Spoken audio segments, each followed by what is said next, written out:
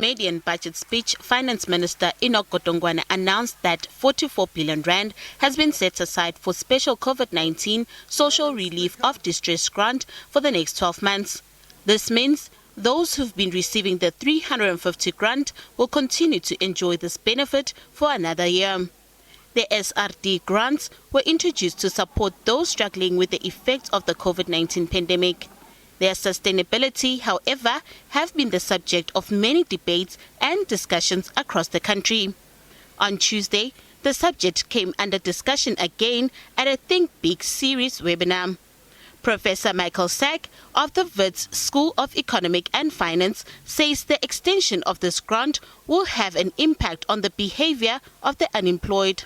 We all have to kind of accept that it's going to be impossible to withdraw what has already been offered.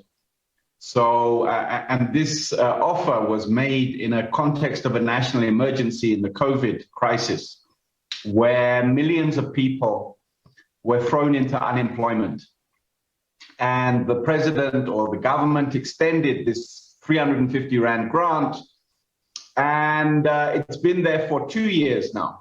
COSATU Parliamentary Coordinator Matthew Parks says they would like to see these extensions become a permanent guarantee to the unemployed.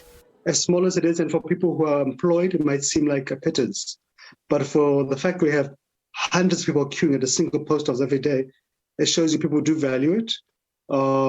We think it's a foundation for a basic income grant. We will always have some sort of guaranteed income support for people who don't have jobs, don't have any source of income. While Sachs argues that it's impossible for the South African government to afford every citizen with a job.